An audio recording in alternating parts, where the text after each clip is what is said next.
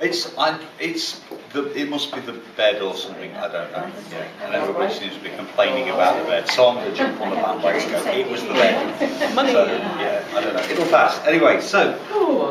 All right. So what we're going to do today is the general item. As Jenny has already said, what tends to happen. Certainly what we found out yesterday, we tried to stick to the itinerary, but you know, time is one of those things that just evaporates, particularly when you're enjoying yourself, and sort of immersed in the business of drawing or painting. And so today it's all water. Today and tomorrow it's all watercolour. So I have got sort of a kind of an itinerary for you. We're going to look at skies. I'm going to do some skies. I'm going to talk about skies first, and then this afternoon I'm going to give you a little bit of a talk on perspective, the P word, and buildings, and hopefully somewhere before the end of the day I'm going to squeeze in a little tutorial on painting rocks. Okay, because I did promise yesterday. Okay, so it's skies, perspective and rocks today.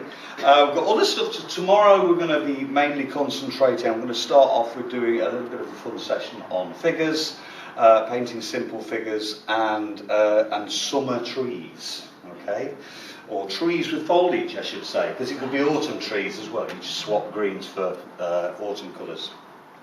And I have promised, the other two promises I made yesterday was that I would try to squeeze in a tonal study somewhere, which is painting a picture just using one colour. And the other thing, I'm desperately trying to remember what it was. Sheep. I promised somebody would sheep. And all we can do is we can... I thought it was my swans. Oh, swans! Bring the sheep as well. That's 4 promises I made. That's right. 5. Okay. Oh, 5. Sheep. All right. So what we can do is we can try and squeeze the sheep into the summer trees and try and squeeze the swans. I'll do you a swan before the weekend's out. How's that? Okay. That'll be great. Excellent. All right. So but we'll start off with skies. I mean, this is in no particular order, by the way. And I would like to think that, you know, this is also not aimed at. Somebody asked me yesterday, you know, kind of what sort of ability was I kind of aiming this at, and I said, oh, the lowest common denominator.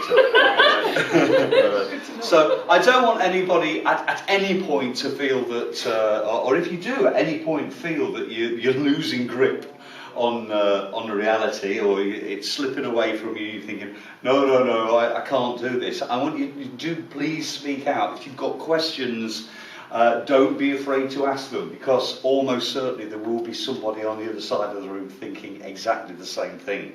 All right, and none of this stuff that we're going to do is, I'm hoping none of it is going to be too ambitious, but at the same time, I do like to push the envelope a little bit, so to speak.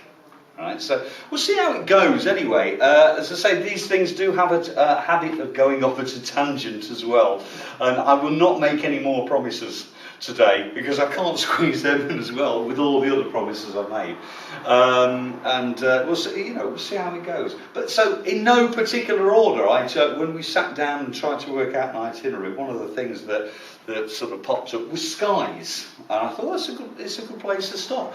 Tell you why it's a good place to start, because when you're doing a watercolour painting, if it's a landscape painting, very often the sky, not always, but very often the sky is the first thing you put into the painting. Right? You maybe draw it out, and the first wash you put on, usually the biggest wash, usually the loosest wash, certainly the biggest wash is usually the sky. And it's very important to a landscape. The sky is important because it sets the whole tone of the painting off. So it's as I say, not always, but very often it's the thing that we put on first. It sets the whole tone of the painting. And of course, once you've set that tone, then the rest of the painting tends to have to fall into that tone. If that makes any sense whatsoever. I actually always like to say that the best skies really are the simplest skies. Right? I mean, a wet in wet wash, just a very simple wet in wet wash or a graded wash in the sky is usually all you need. And I often try to deter people from making their skies too interesting. I know it sounds kind of weird, but you know, if you make your sky too visually interesting within the, if you like, within the context of the painting, if it's too interesting, it can detract from what else is happening in the painting. Does that make sense? It's kind of weird because we have this balance thing that we have to at all times sort of consider the overall balance of our painting. So if the sky is really interesting, then you go, wow, look at that sky, and you don't notice all the barns and the sheep and the swans and everything else that's happening in the rest of the painting. All right, so so that's the first thing I always should point out. I mean, that's my view. These are all my views. What am I saying? And other views are available. You know, because I mean, I'm sure you know, if you pick up a book or watch DVDs, you get a lot of conflicting advice as well. And if you're a beginner starting out in watercolour, it must be a very daunting view. You go, well, I don't know, this bloke says I should do this and use these colours, but this bloke says, no, you shouldn't use those, you should do it this way. And it must all get very confusing. And I think, well, you know, the only answer to this is absorb it all. You know, read as many books as you can, and take as many different opinions and different techniques from different people as you can. And then sort of and sift it out and find what works for you, because that's another thing, is that very often if you like a particular artist's work or a particular style, you're right. Do you want to There's water. You know, if you like a particular artist's style, the natural sort of tendency is to want to replicate that style. And it might be that you come across a technique that you're really struggling with. You love the way you know whether it is the artist has managed to make it work in his book or his DVD. You just can't get it to work. And the thing is, you can spend a lot of time over that trying to replicate somebody else's style. And I think if it's not working for you, don't be afraid to ditch it and look for an alternative, because for every technique there are probably, you know, half a dozen other ways of doing it. So that's another thing I would like to say, just to because people do get in a rut very easily because they're struggling, excuse me, they're struggling over a particular technique or something that they're trying to reproduce. And actually that might not be the answer, it just might not be the best way forward. Okay. So anyway, there you go. You see, I've rambled off into an area I had no intention of rambling off into. I want to bring you back to skies. I've already said the best skies are the simple skies, graded wash, wet in wet wash. I've got some notes here. I've not had a chance to hand them out. I hope I've got enough. How many people have I can get more copies. Okay. We'll see how. I think I've got 10. 1, 2, 3, 4, 5, 6, 7, 8, 9, 10. 10 of you. I think I have 10. Great. If not, I can get more done. Yeah. Well, I can get you PDFs and if needs be. Right. Okay. So we're going to do skies first. What I want to do actually, there's a couple of skies I want to talk about, and it should be said that there are many different ways of painting skies. I've already described the wet in wet wash or the graded wash, and if you're doing skies, if you're doing clouds. You know, you do a wash like that, you can lift out clouds using a piece of tissue. It's not my favourite way of creating clouds, I have to say, mostly because it just looks like you've lifted them out with a piece of tissue. Although I have seen some people create some rather impressive cloudscapes in that way, so it can be done.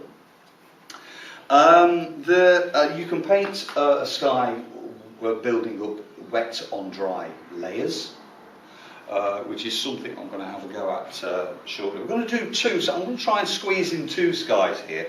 I'll get to the sunsetty one with the sun's rays in good time. Woolley's Wonder Brush. And how many minutes are we in? I've mentioned Woolley's Wonder. I'm surprised I didn't mention it any earlier than that. But the sky I want to concentrate on first. It's a little. These aren't brilliantly printed, by the way. I'm hoping they're going to be good enough. But what we have here is a sort of a sky. We've got a few hills and some rocks in the foreground, which we can sort of complete the composition with. So I'm hoping we can all have a go at this. All right. And we'll do it in a, as with all the things we're going to be doing, it's all going to be a kind of a paint along a Peter style, all right? Because there's few enough, there aren't so many of you that we can take a time, we can do it bit by bit, stage by stage, and we can deal with each stage as it happens, and that way we'll have more of a fighting chance. All right? The sky I want to start with is actually the more complicated of the two, in fact. If you look at skies, interesting skies, you know the kind of thing. You go, wow, look at that sky. Okay, you get the idea. All right, that was a little dramatic pause there to illustrate the kind of sky, as opposed to boring sky, isn't it? You know what I mean? Not one of those skies. It's more of the previous one. The kind of sky that actually, when you look at it, you go, now then, I have a problem here, right?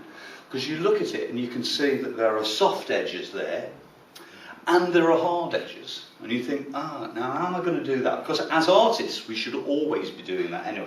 I'm sure you all do that. If you've been painting for a while, you start looking at things in a different way, and you think, how would I paint that? What sort of what order of events should take place for me to be able to paint that? And it becomes a problem with a complicated sky that has got sort of a little bit of everything. It's because you think, well, okay, if it's got soft edges, that's easy. I wet the paper and do it as a wet in wet wash. I can drop my colours in there, and there'll be lots of soft edges throughout. You can create hard edges by lifting out with a piece of tissue, but if you do that, when you lift a piece of, lift paint out with a piece of tissue, you create a shape that is hard edged all the way around. So what we're going to do, what I propose, is that we paint this sky in 2 stages. Right? We wet the sky and we do a wet in wet stage first, in which we create all the soft edges, which is mostly the sort of the shadowy undersides of the clouds, and then we dry it off, and we put the blue in, and we create the hard edges, the silver lining to our clouds. All right? So that's the way it's going to go. Any questions at this point? Are you still awake? It's early. Is it early? Is it me? No, it's not that early, is it? No. You've been up for hours. Far more diligent than I. I would have stayed in bed another hour if it wasn't for my back. All right. So what we have here. Actually, if you want to, just so you can. Do you want to hand these? Thank you. Thank you. Thank you, Peter. That's all right. Gary, I think you're going to be very popular today. Oh, yes. The Hunchback of Notre Dame. Or Dame, even. Thank you. There we go. Okay. So what we're going to do then is we'll start by drawing this out. I'll do the sky first, and then you can go and you can do the sky, and then we'll come back and then we'll finish off with the hills and the rocks in the foreground. Okay. What we need to do when we're drawing this out, by the way, actually,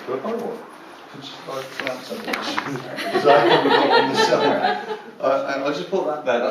Peter, I'll borrow one from somebody and I'll go and get a couple more copies, just even in black and white. Oh, these won't. Oh, yeah. I'll be back Okay. in a few They won't. minutes. These aren't going to copy very well. That's the only thing. It'll be Okay. just so we have the extras. All right. So just drawing this out, we need to draw the hills in first. Now the thing is, make sure you give yourself plenty of space for the sky. All right. Because it's actually the sky what this is all about. That sounds really bad English. Yeah. That's why you have a sore shoulder. You're dropping the pain. You're dropping it to draw. Is it You're well, yeah, but I was fine yesterday. I was fine yesterday. You're paying for it today. Do you think so? Use that. That's what it is then. Yeah. Okay, how should I stand? I don't know, but I mean, Should you it maybe... did you notice when he's drawing? I do, yeah. That's All what right. That's because I'd say you're holding it and you're teaching us at the same I'm going to time. try and change my posture. Yes. It's definitely the best way. It's very absolutely acceptable. Okay. Oh my God.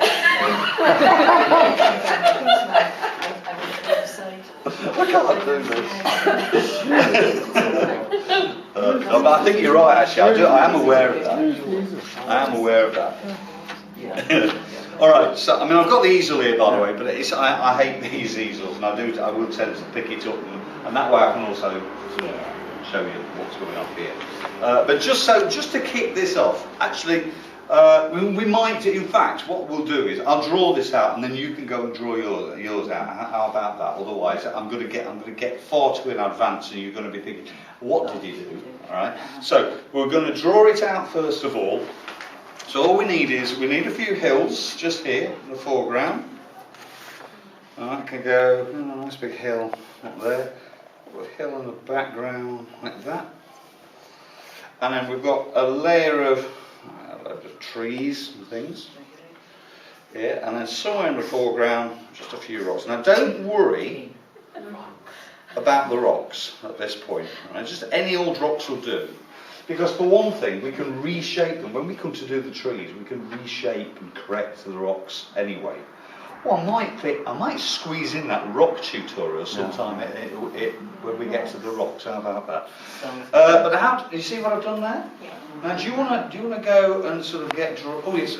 Do you know what the first thing that drew me to your website? Drawing you drew with a brush.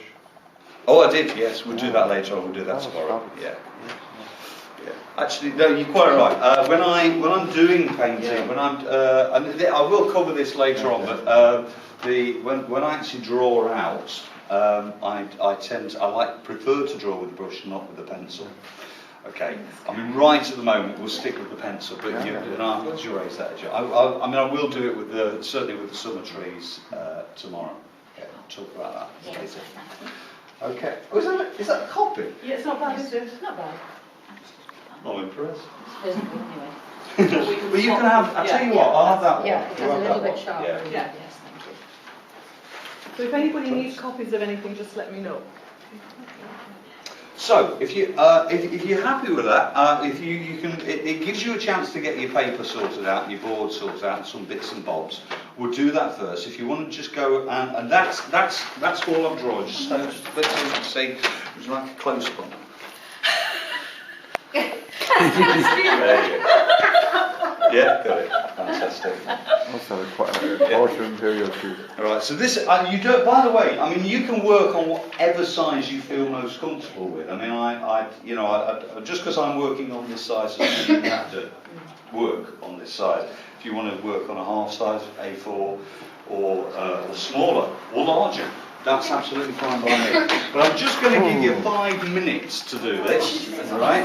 I'll be generous. We'll call it 10 minutes. And if I need extra This is a tables, quarter of I can an get inch, them. yeah. So I sorry, I can. No, it's fine. I don't know. Okay.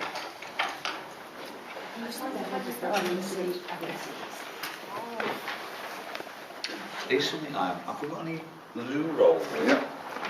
Kitchen rolls. I get very nervous when I'm demonstrating. Yeah, right.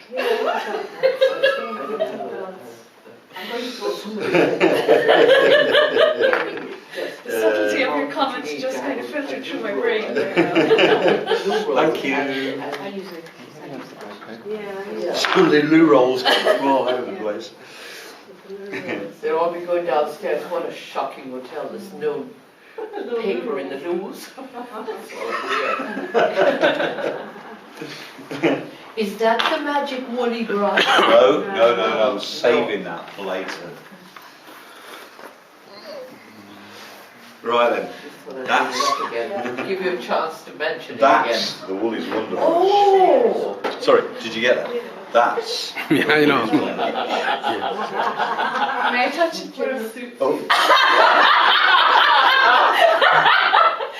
It's actually, I have a brush like this at home. It's actually Oh, a it's sculpting sculpting brush. That's what it Yeah, feels I'll like tell you as what, well. they're based on, the original was a stencil brush. Yeah, that's what it does. That's what it was, stencil brush. But we, I'll tell you the story later, but it's, Thank you. That yeah, I box used to use a bristle. stencil brush, and the SAA sort of, they asked me, they said, well, we can create you a range of brushes, if you like. Yeah. The Peter Woolley water brush, and I said, not really sure about that. You know, I'm happy to endorse the silver range. But I said, trying to flog people brushes that say, oh, you've got to buy the Peter Woolley brushes, I feel a bit funny about that. But there is Woolley's Wonder Brush. And they said, oh yeah, we can do that. So a lot of research and development went into getting the right sort of length of hair, because stencil brushes tend to be a little bit longer. And so they'd send me a brush, and it'd be different, and we'd cut it to size, and if it was too short it would just damage the paper too much, and then if it was too long it didn't have the same sort of bite, and eventually we ended up with that. Well, what do you do if you don't have one? What we, You cry. well, Or you buy one. there You are buy one. yeah. Hello? Anybody home? You wish, yeah. You wish. You go, I wish I had a Woolley's Wonder Brush. There are actually, I suppose it should be said, there are other similar things available. That's right. When I started painting, I always remember reading a lot of books. They would say, "Oh, use a hog hair brush to lift out." And I think sort of if you do any oil painting, chances are you've got a hog hair brush, sort of stiff bristle brush. Will kind of do the same, not with quite the same degree of accuracy as the Woolley's Wonder Brush, but you know, or stencil brushes, you know. But there's something new come on the scene now, which I shouldn't mention, which is like a sponge thing, a lifting. Have you got one? Yeah. Which I've heard mixed reports, but I think they may be biased because people don't want to upset my feelings. All right. There's Try it I today. might even try it later on. There you go. I think you can get these in pound stretcher, can't you? Yes, for- sure for- you can. yeah. GML. Anyway, Yeah. You get 4 in a bag. Yeah. Oh, really? Excellent. Okay. Well, look, we'll come to that all in good time. The Woolley's Wonder Brush. What I'm hoping to do here, by the way, we're going to do this sky. Very often when I do this sky, is I finish up by putting some sun's rays in there. You know, it could be you. Oh no, you don't have the. Oh, you have the lotto, don't you? Yes. Well, on our lottery, it always used to be, it could be you, and it'd be the ta-da, comes out of the clouds, and it's you are a winner. But what I'll do is I'll save that for our sunset that we're going to finish up with just before lunch. Okay, hopefully. All right. So going back to the job in hand. Right. First job. Then we've drawn it out. Hopefully we've not overdrawn it out. As I say, always when you're planning out, just keep it as simple as possible, and that gives you lots more time. Lots more flexibility to be able to do stuff with the brush. Okay. Now, so what we're going to do here, big brush. I'm going to wet the sky, right, just with clean water.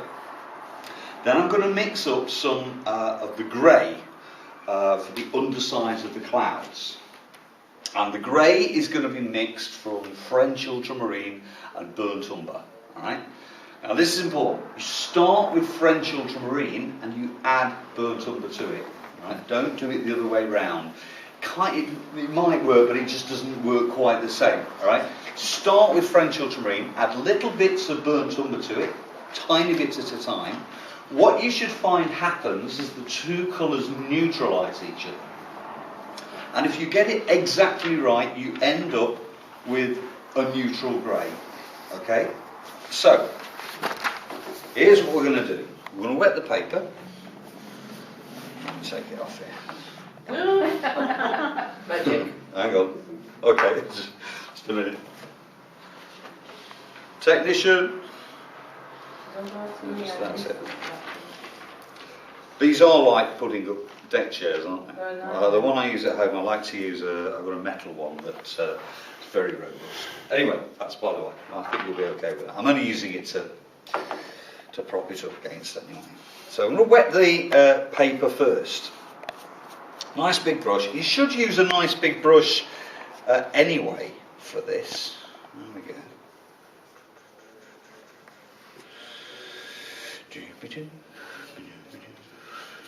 Okay. And depending, of course, on how warm the room is, that can make a huge difference to how it dries. I know it kind of sounds obvious, but I sort of wet it and re-wet it. And the other thing you'll notice is that I haven't even mixed my paint up yet. You might want to mix your paint up before you do this, but timing is everything in watercolour. Now what I tend to do is I wet the paper, then I mix my paint. The reason I do that is that I know the time it takes me to mix my paint. That will have just gone off very slightly, so it's not too wet. And it can be too wet. If you put your paint on too early, it'll just go all, that's a technical term by the way, go everywhere, right? And of course, if I leave it too late, then I'm not going to get the soft edges that I'm looking for, because it'll dry off and get hard edges.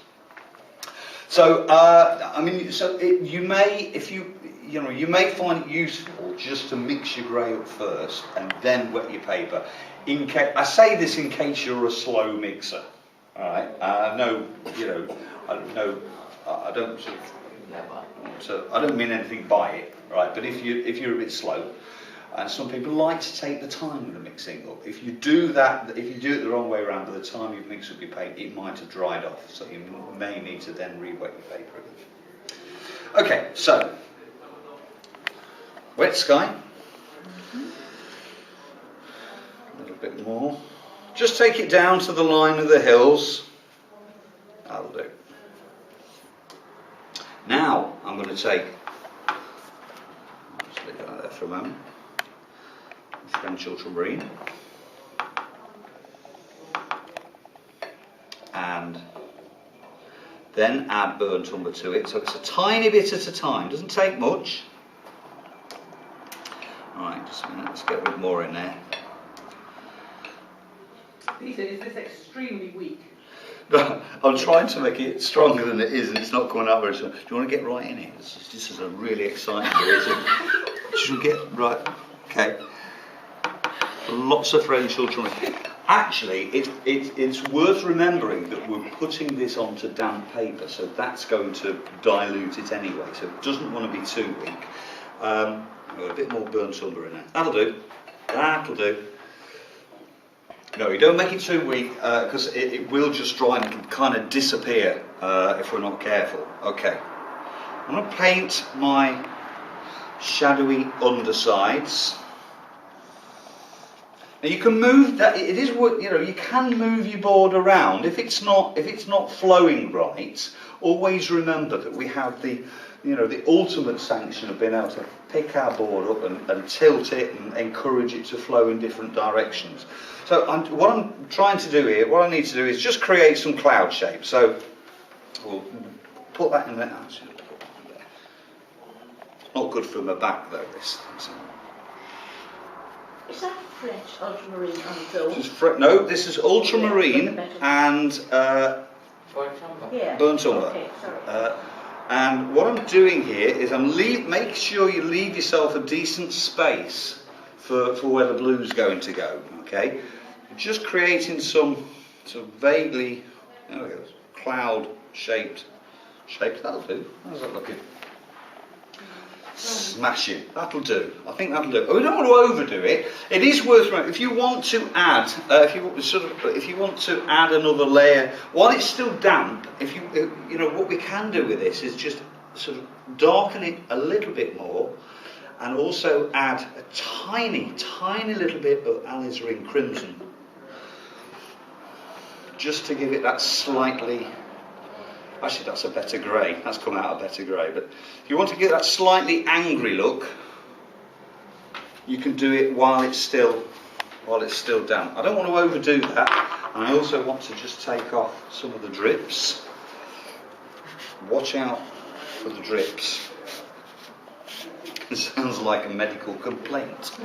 Alright, just watch out. There we go. Just take them out there. Okay, and that's it. Right? So it's wet in wet. We'd make sure you leave yourself some space there for where the blue's going to go. Remember, it was French ultramarine and burnt umber. You add the burnt umber to the French ultramarine, tiny bit at a time. Now, it is going onto damp paper, so it will dilute it, so it doesn't want to be too weak, otherwise it will just disappear. And you won't see, you go, where's it gone? All right, and it'll just disappear. And you'll also have less control over it if you apply it while the paper is too wet. All right. The other thing that I did there, which was just to add a tiny little bit of alizarin crimson, okay, was just to give it that slightly angry look for the grey of the clouds. The only thing about that is, if you're not sure, or if it looks fine without it, leave it. Right? The problem with this is I do that, and I talk about alizarin crimson, and then I've seen people then they put the alizarin crimson, they put it on there, and ruins it completely. And they go, oh, I wish I hadn't done that. All right, so just take a moment before doing that to decide whether you actually want to do that. I did it there just because I could, really. But it's not absolutely necessary. If the clouds are looking good the way they are, maybe just leave them as they are. All right. So that is the wet in wet bit. We need to work reasonably quickly with it, because if it starts drying, and I wet the paper. And then I mixed up my paint just because it gave me the right amount of time for it to go off slightly. There are degrees of wetness, degrees of dampness, if you like, with regards to paper. The other thing, I'm just sort of thinking about it, just watch out for moisture that sits around the tape, around the outside of your paper. Because moisture will just sit there. Just sit there and wait until you're not looking, and then it'll go blip, and then you get a massive cauliflower in the middle of your sky. All right, so just watch out for that. That's something that just be careful. The other thing is that it is a good idea to work at a bit of an angle. If you prop your board, if you're working on a board or a book, if you just prop it up slightly, I don't recommend this sort of an angle, but if you prop it up at maybe 20 or 30 degrees, just put something underneath it, just to give it a bit of lift. Also gives you a little bit of control over it. Now, this does need hair. Oh, we've got a hair dryer there. Once you're satisfied with it, blow dry it with the hair dryer and lock it down. The only reason I say that is I'm going to give this a hair because there's a vague hint of a background starting to. Oh, there's now a mark in the sky of a background in the sky. That is another area that we have to watch out for, because if your wash dries unevenly, that can also create backruns. Do you all know what a backrun is? Okay. Well, there's one appearing there. If you sit around long enough, we'll see it. It actually, what happens is the paint. The point it usually happens is where you've got an almost dry wash. Okay. And it might seem like it's dry on the surface, but it's actually still damp underneath. And when you bring moisture to it, the moisture sort of seeps into it, and it flowers out. It pushes the pigment away, and it creates what can best be described as a cauliflower shape. And it pushes the pigment to the outer edge, so it's usually got a dark edge as well. We call it the back run. Also known in some places as a bleed back, because it's bleeding back into the wash. There's not a lot you can do about them if they happen. It's just starting to appear there. Best thing is hit it with the hairdryer, lock it down to stop it developing any further. The other thing is, there was something else that is gone. It'll come back to me. The other thing is, if you get a back run, is try to use it. Back runs aren't always bad. I can't really do anything. Well, actually, no, that looks fine. I'm reasonably happy with that. But some back runs, say they're just a massive sort of cauliflower shape. Best thing you can do is, if you can't stop it from developing any further, you can't really, it's very difficult to remove. Best thing is to try and incorporate it into the design of the painting in some way. So if they happen, when we're doing trees, when we do the trees tomorrow, certainly, you know, back runs aren't always a bad thing. You can make them look like bits of foliage and all sorts. We're happy with that? Okay, so this is the next. So you can do that, and then we'll come back and then we'll do the blue bit. All right. So the French ultramarine and burnt umber you'll need for this. Timing is crucial. Don't make it too dark, and remember to leave yourself some space there. We don't want it too cloudy. We want a bit of space there because we're going to have a lovely little gap in the clouds. I'm going to just give this a blast with the hairdryer.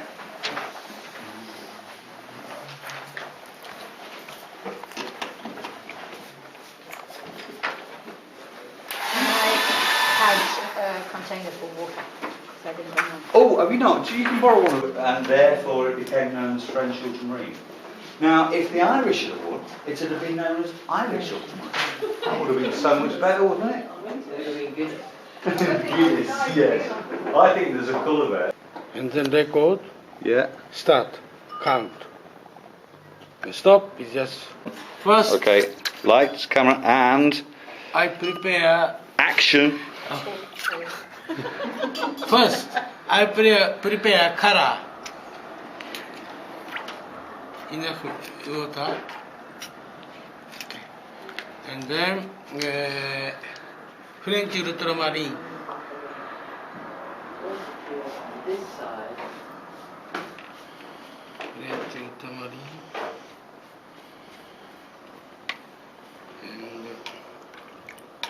and burnt umber.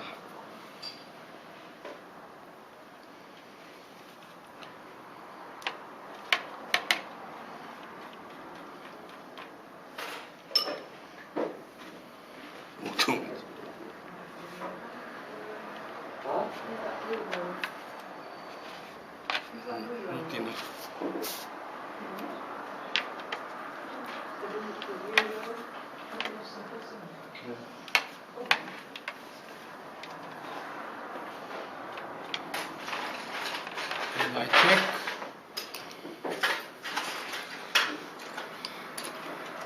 Two things. More darker. Do you think enough darkness? Looks good to me. Huh? Yeah, go for it. Is that wet? Have you wet that? Oh, okay. Oh, hang on. And then I prepare Yeah. wet 20-degree full amount of water, except shape of mountain. Too wet.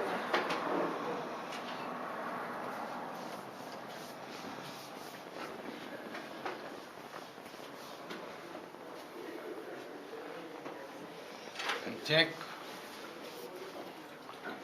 Not enough.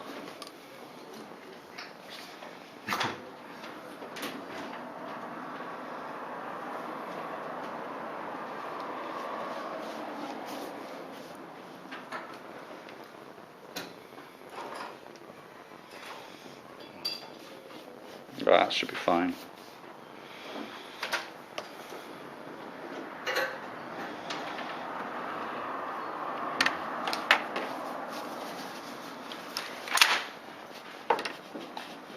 Shape the mountain. Remove excess water. Looks good. Okay. Excellent. And then hopefully. And then apply gray in the dark area according to your idea. Full amount of pigment. That didn't work. It's a good idea. It didn't work.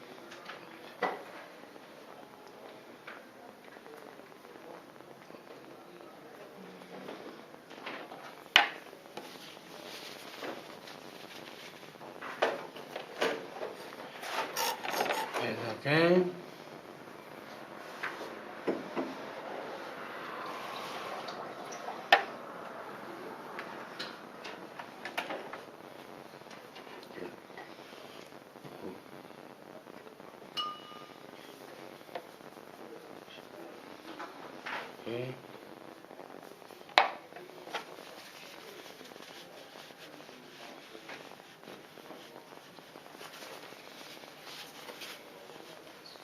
And I forget. Accelerator. I said, not too much of that, just a tiny amount. Too much? You know? No, add it to the, that's it, add it to the mix. Yeah. Add a little cream song. That's it. Great stones, right? As they say. Yeah.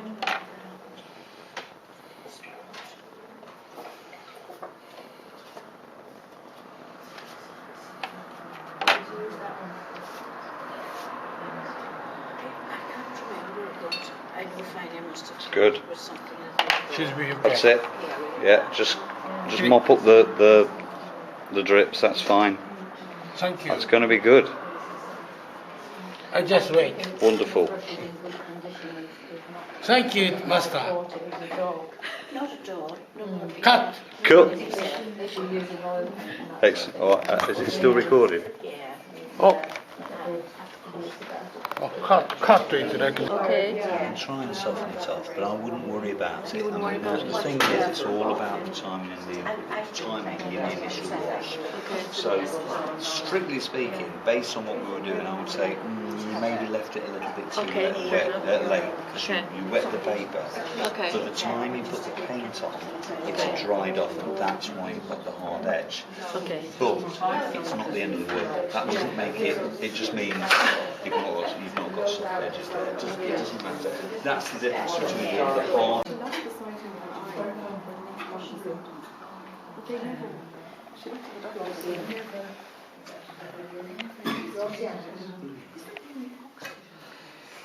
Someone nicked my loo roll. Every time you clean the palette? No. Just this. I've got a few. I've got a few bits in there that I just wanted to clean up. Okay. I rarely clean. Well, I clean my paint box at home hardly ever gets cleaned. It's in the right old state. I did bring her down there. She went there once and she said she could This is bear my travelling palette. Is it? bear being locked in. Check it with me. Found something they put round You don't take, you don't have many. No, that's pretty much it. In fact, mostly I use 6. These 6: cadmium yellow, Yeah, burnt umber, yeah, cadmium red, yeah, alizarin crimson, yeah, Prussian blue, yeah. French ultramarine. The 2 extra ones there, that's Payne's grey, which I use for tonal studies, Yeah. and raw sienna over there, which I use every now and then. I like raw sienna. Because the 2 blues, the Prussian blue and the ultramarine, which is the darker of the 2? The ultramarine is darker, I suppose. And which is one of them warm and the other is a cool colour? No. Both quite warm actually. Oh, okay. Yeah. Although you can get, Prussian blue is a warm colour. Okay. Ultramarine. See, ultramarine you can get 2 different shades of ultramarine. You can get ultramarine green shade and ultramarine red shade. Oh, right, now, you're right, which yeah, is very okay. confusing for people. But there you go. Did you make this up yourself, Peter? No. Sorry, stop the- I've just stuck it to the table to stop it otherwise from flapping about everywhere. so This we is don't just have a any travel best set. yourself from Yeah, oh yeah, this is just it's a Winsor & Newton travel Okay. kit. I think it's down. This is not wrong pan. This is from tube. These are from tubes. These are Yeah. squeezed out from there I think so. into there. Yeah. Oh, they're those. Whose paints are those?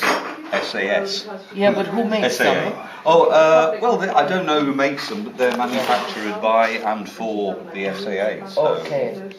but they're artist quality paints. Yeah. And how do you find those paints, Peter? Well, I like Are them. they all right for you? I like them. I mean, I use them, and I use those. I also use Winsor & Newton colours. Yeah. Do you ever have any problem with separating with ultramarine? Sometimes, yes. Yeah. Actually, not so much with the ultramarine. I have to say, I've had it. It's happened on. Occasionally, it happens with the I think the burnt umbra's happened to me, and I've had and a few other colours. Yeah. But it's just the you know that the paint is just gum arabic Yes. mixed with the pigment. It's the thing that binds the pigment together, Yeah. and sometimes it does separate. Yeah. And sometimes it separates to the point that it's actually unusable. I've found. Just send them back Yeah, and they'll Jenny change. liked Daniel Smith. And so we got it, and we used it. Where we got the most atmospheric skies with the horrible. The separation of it. Really? The Daniel Smith Oh, ultramarine on the paper. on paper. Right. Okay. It really separated. And so Jenny was just saying that this morning you used, what ultramarine did you use this morning? Taylor Rowney. Taylor Rowney. And even I found it slightly separating this morning, and I'm using Winsor Newton. Right. So you found the Taylor Rowney better this morning. And you know, I thought, I have the Windsor, the other one, yeah. and I have the one we don't Yeah, like, yeah, and I thought, that's no, it. damn it, I'll go for this, and it's grand. Yeah. And You not have the Daniel expensive. Smith ones? No, they do icicles. Yeah. Do they? Yeah, Tina and I had a lovely time. We had a beautiful atmospheric, weird We had sky one icicles, day. and Yeah. we had all these, Yeah. And it was only the ultramarine. You didn't find it. You got other colours in We there. did, it was only the Daniel Smith. Smith ultramarine. Yeah. You're not talking about the granulation now, are you? Because No. No. yeah. I mean, some people aren't aware that French ultramarine is a granulating colour. Yeah. So when you apply it to the paper, particularly on rough texture Yes. paper, it goes all grainy. Thing. Yeah. And it's one of, I mean, if you look on the Winsor and Newton colour chart, you'll see there's probably, I don't know, about half a dozen or so, probably more than that, 8 colours that are listed as granulating colours. Yeah. So you actually get that granulation. I mean, I love it. I think it's the perfect reason for using it. Some people don't like using them because of that. Yes. They don't like the granulation. But that separating, I find it was- varies. It's it was very. awful. There's no rhyme or reason to it. Sometimes you'll get a cut. Sometimes it'll happen. Sometimes it won't. You know, different paints, different colours. Whether it's to do with the pigments or what It must it have been is. in that case, It's but- very- It was weird. It was. It was really weird. We were at a seminar recently there, and there was a similar discussion. And this gentleman, he was getting a bit annoyed, you see. He said, "Can I ask a question?" He said, "Do you exit?" Right. Okay, so mucky brushes. That's embarrassing.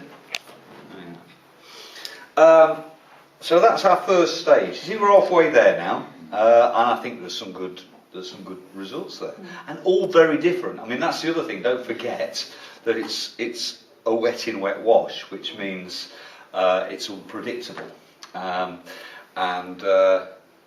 you know, we have to kind of accept that's part of being a watercolour painter is you have to accept the unpredictable and accept that things are going to happen on the paper that you haven't got total control of. Obviously, we employ whatever methods we can to try and take control of them. As I say, working at an angle is one way we take control because if nothing else, we know which way the paint's going to flow. Okay, it's a little bit of power. If you work flat, by the way, just going back to that, if you work flat on the table, part of the problem working flat is that when we bring water to paper expands, and then when it expands, it bows, or at worst, it'll cockle. Which is why we should use as heavy a paper as we can afford, really, because the more heavier it gets, the more expensive it gets. Or pre-stretch it, which is to, I'm sure you'll know this, but I don't know, maybe you don't, but if you're using a very light paper, you can pre-stretch it by giving it a thorough dunking, wet it, thorough wetting, actually by submerging it in water is the best thing, knocking off the drips, taping it down to your board with the brown gum tape and leaving it to dry. And then when it's dried, it contracts and it creates this lovely flat surface, and it's less susceptible to cockling. Okay. But even on heavier paper, if you bring lots of water to it, it will expand, and it will, even on a heavy boat, it'll bow like that. It'll sort of create this bow. So if you're working flat on the paper, you don't know which way the paint's going to flow. So just tipping it up just gives you that little bit of extra power, a little bit of extra control. All right, so so returning to this, so far so good. We've got our wet in wet bit done here. The next bit, the next stage is to paint our lovely light blue in there. Now, I'm going to use Prussian blue. Okay. Now, whatever blue you've got is going to be good enough.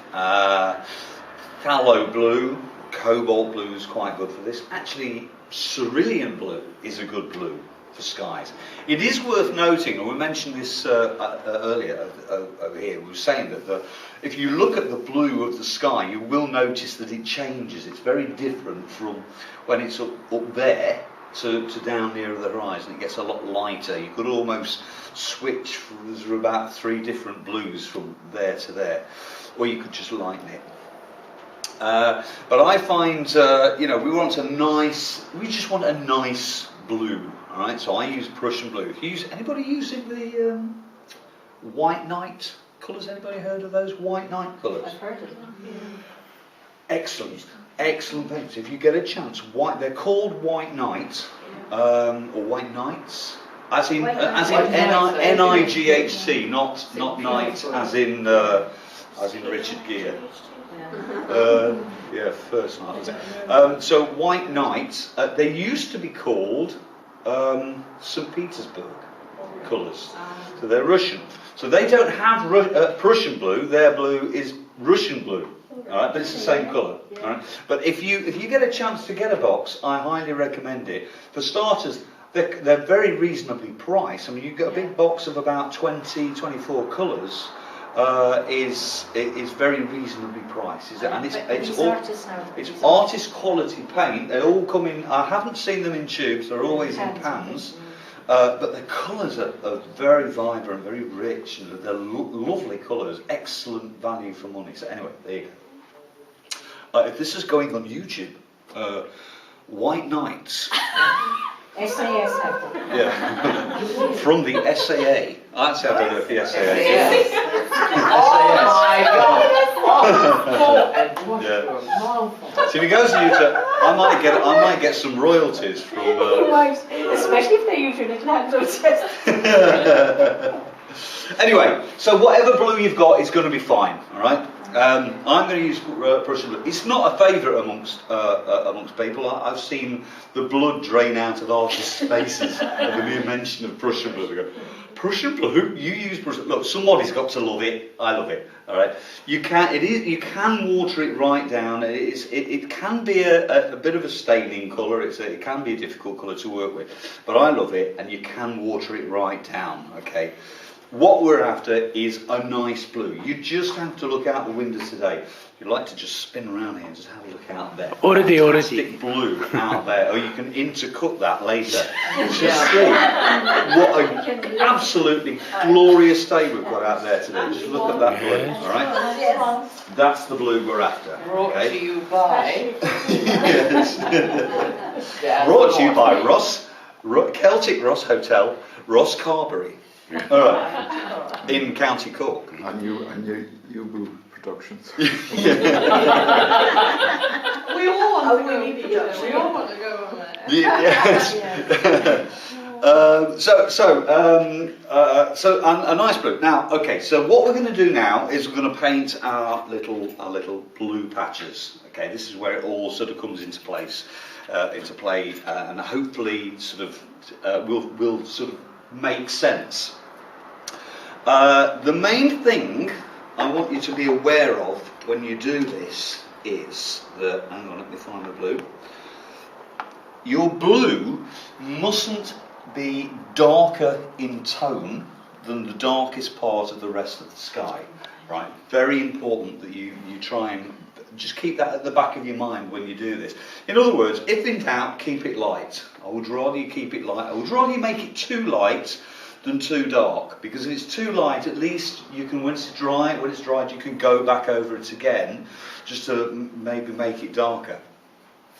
It's very important then that it doesn't, tonally, that it isn't darker than the rest of the sky, because honestly, it'll look awful. All right, it just looks awful if you do that. And the idea is, just test the colour. That'll do. A nice light blue. Now I've got a second brush to hand here as well, because I'm now painting wet onto dry. All right. Yeah. All right. So with this, I painted onto damp paper, and the object of the exercise was to create lots of soft edges throughout. So we've gone for the soft edges, the dark, shadowy undersides of the clouds, but also the soft edges. It's now completely dry, so I'm now applying paint to a dry surface, and the difference is that I will be creating a hard edge, so that the edge of the brush mark creates a hard edge. Now, we're not entirely limited to hard edges, as you hopefully will see in a moment, because what we can do is we can soften off some of those edges and blend it into the surroundings. Right, hopefully, let's see if we can make this work. Alright, so I'm going to paint the blue of the sky like that. And then over this side,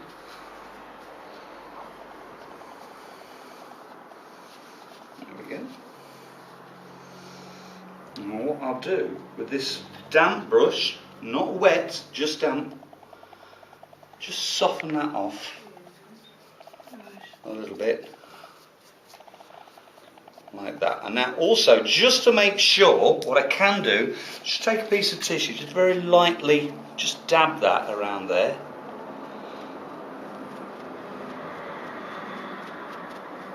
To stop fresh hard lines appearing, if that makes sense. If you think about it, when we soften, if you've got a brush mark, so if you've got a brush mark like that that is hard edged, and you bring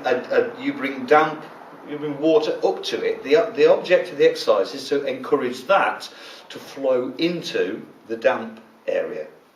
But what happens is that it carries on flowing until it gets to the other side of the damp area and then creates a fresh, hard line.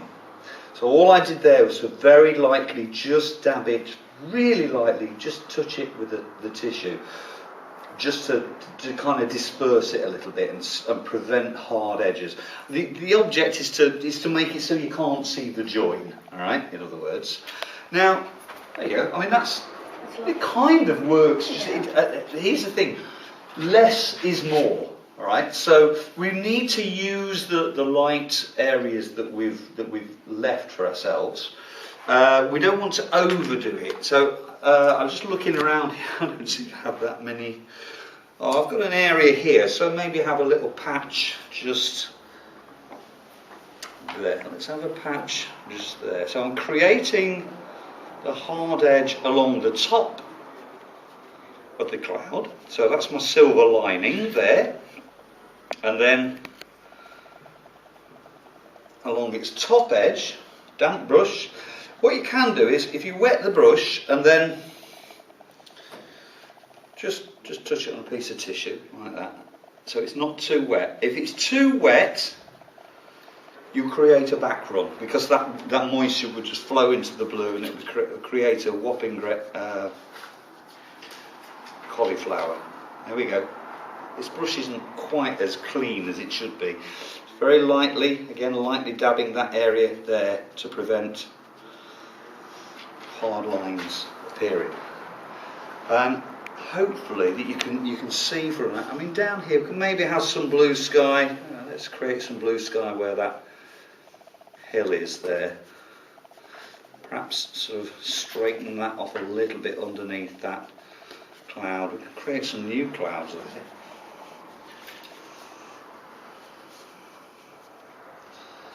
A bit like that.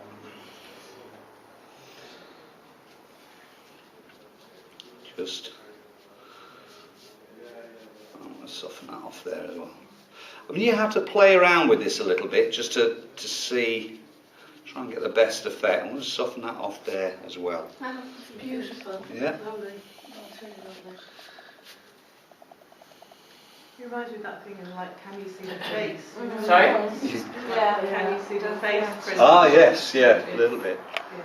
Peter, the question I'd asked you, because I had Yeah. done it myself, was Yeah. that I created hard edges. Yeah. So after the hard edges have dried, is there any way back?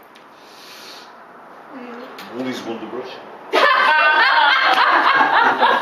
May I borrow yours, please? You can try it. I mean, personally, I think you're best off leaving them as they are. Yeah?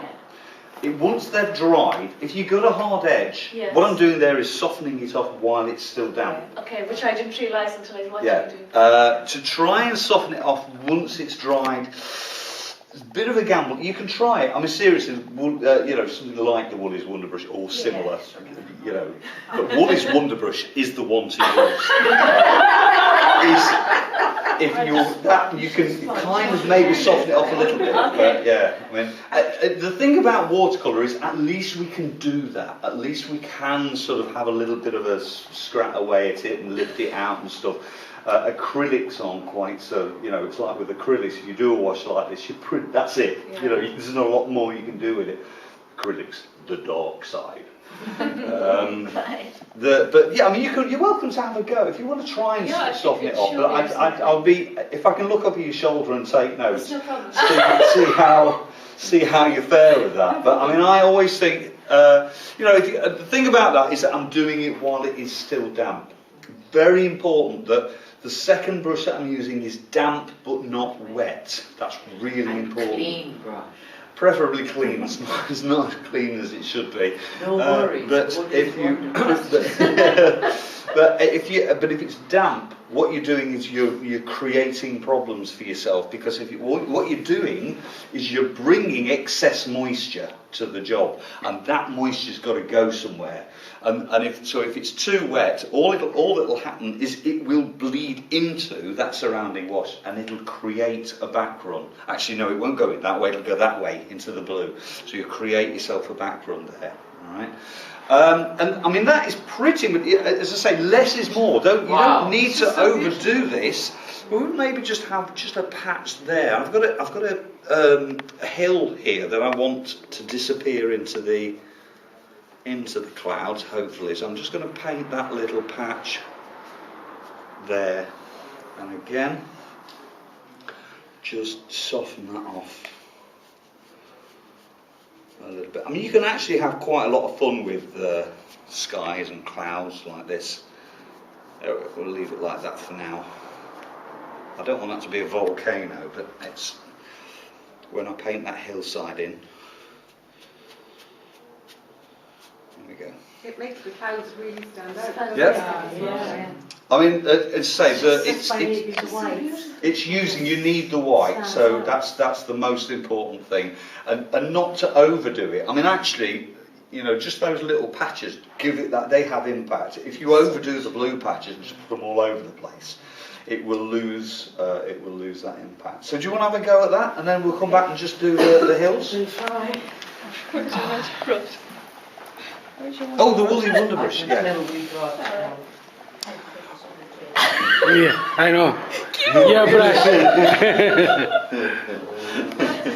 Thank you. Actually, there are two sides. Soften that off, but the softening it's on the white side, not the blue side. That's the That's what I was doing the error wrong, that I yeah. think you were making there. Just lightly touching it to try and, well, it's a bit square. Just take that edge off a little bit. There we go. Just soften that off. Lightly dab it. Alright. So you get that hard edge along the bottom edge. So you'd have these would be your clouds here.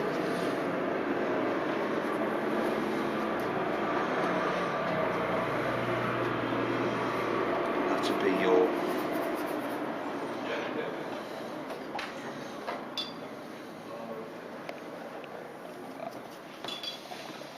I see. yeah. That's softening off there. I was just trying so to do it that- on all sides. Yeah, I mean that's what the main thing that you was doing there that wasn't good. You were actually pushing the bloody thing. I mean, It's getting it very was. hard. I thought, how much longer shall I stand and watch you do that? It was very entertaining, but it was. I tell you what was happening also by doing that is that the actual brush itself was lifting off the blue, so you were creating fresh brush marks. And this is a really delicate procedure. You were being a little bit heavy-handed with it, if you don't mind me saying. Even Woolley's Wonder Brush Wouldn't be able to say that. Unusual miracle. And also it's trying to, so doing this, it's actually using the water. The water actually does most of the work. Okay. No. Action. Action. I made a mistake. So to prevent from this one, Right. in my opinion, I should more big brush and full amount of water. I painted twice. Oh, okay. So you went over it. You went over it again. What do you think? I think it's borderline. Sorry? It's borderline too dark. It's almost too dark. I think you get away with it. The blue that you've used is sufficiently, it's not too dark, right? The thing you have to look at is look at the tone of that and compare it to the tone of the greys. Too in the strong. clouds. Little bit too strong, but I think you just about get away with it. Yeah? I mean, you've got the hard edge there and you softened it off lovely there. Absolutely no problem with that at all. It's actually a nice guy. Just very slightly darker than it needed to be. But I wouldn't worry about it. I think So it's a solution is I wouldn't do anything with it now. I would leave it and live with it now because it really isn't that bad. I think it's okay. Okay. But if did you need to go over it again? Probably not. It was probably okay the way it was. Okay. But it's a good shape. It looks good. But anyway, to shape the blue sky, it's one stroke is recommended. Preferably, yes. Yes? Just one stroke. Oh yeah. No twice or three times. No. Because the more you do it, the more it starts. It'll start getting messy. Yeah, understand. Okay. Thank you, my teacher. How are we doing? It's lovely and dark, but you're building a light, and then you're putting on the white bed. Yes. Just suddenly raising the light. Suddenly bring it alive. Right. So watercolour comes from. Yeah, so this is where I'm scared. And it does explain. It's a kind of I can understand your anxiety because there must be. I mean, I don't. I dabble in my but not to any great extent. I don't. It's always been water. Yeah, it is. Yeah. But I love this too as well. She was in. Keep bashing on, don't give up on it, because, you know. One error that you're not making is which often I see with is that he's going there far too heavy because they're used to mixing the paints up really thickly, straight out the tubes, squirting it on and building it up. I see it time and time again with oil painters, and I'm constantly saying you've got to water it down, you've got to let the do it. Oh, was it something? No, go on. Oh, okay. Alright, so let's bring this to some sort of a conclusion here. We're going to put some mountains on, we're going to put some contours on the mountains, we're going to just throw a little bit of a forest in there, and then we'll be done. Then it'll be lunchtime, okay? And what I'm going to do for the hills, the best place to start with the hills, I reckon, is this kind of middle distance hills, the ones in the middle, not the background ones, not the foreground ones, not this area here, but these hills here. And what I recommend you do is mix up some burnt umber. Oh, that's not burnt umber. Burnt umber and cadmium yellow. I dipped into completely the wrong pot there. Okay, so burnt umber, little bit of cadmium yellow, so I'm after a sort of a golden brown, right? Golden brown texture like snow. There we go. Burnt umber, little bit of cadmium yellow. If you look at the, it doesn't show up particularly well, so that's going to be for this side. On the other side, we've got a very light green. For that, I'm going to mix some cadmium yellow and Prussian blue. But I highly recommend cadmium yellow and cobalt blue there. So I learned that from Jenny the other day, which is a really good green. I haven't got any cobalt here, so I'm going to use cadmium yellow. Do you want some? No. I'll stick to the Prussian blue for now. But I have made a mental note because it is a really good. See, green is one of those colours we all hate. Well, I hate it. Really hate greens. And it can be a tricky colour just to get right. Particularly if you mix up a green and you use it and then you run out and you have to remix it again. Just getting exactly the same green can be a right old pain. I find it can kill a whole painting. Oh, And I'm going, yeah. Hate green. Forget landscape. I think the thing about it is when you first put it on, green looks lovely. You go, oh, green, and then it dries, and you're right, it does. It just goes a little bit dead. Yeah. That's the only thing. My antidote to that is to, when it's dried off, is to put a light glaze of cadmium yellow over it, and it revitalises it, brings that freshness back. All right. So that's the only thing I found, because in my head, I reckon that it's the yellow when it dries that sort of kills it off. It disappears, and I don't know. It's a funny old colour. Further reading, I recommend a chap called Michael Wilcox, who wrote a book called "Yellow and Blue Don't Make Green." Right. He has a website, I think schoolofcolour.com, but he's American, he doesn't know how to spell colour, he misses the U out. Right. Schoolofcolour.com, and he's an absolute authority on paint mixing. The book is worthwhile. If you ever get a chance to read the book, brilliant. But if you visit that website, absolutely tons of information about mixing paint, and he'll tell you why yellow and blue don't always make green. It's an impurity actually in one of the pigments. Here's a good combination for you, worth trying. Lamp black and lemon yellow makes a good green. Right? Lamp black and lemon yellow. And the reason is because that impurity is resident, I think, in the lamp black. So when you bring the two together, it's kind of a byproduct, and that's what the green is. So just test that out. Be surprised. Be surprised. Right then. Okay. So what I'm going to do with this is I'm going to paint this hillside in. All right. I've mixed that light green, cadmium yellow, Prussian blue, and I'm going to start this side. And I'm painting wet onto dry now. We're done with the wet in wet bit for the time being. Just paint it from left to right. Don't worry about the bottom edge, because we're going to put a forest in there. A nice dark, rich, vibrant forest.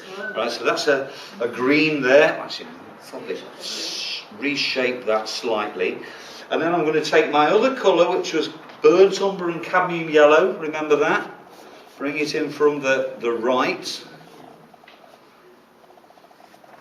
and then work that, just work it into the green. Something like that. Doesn't need to be too rich. There we go. A bit like raw sienna, isn't it?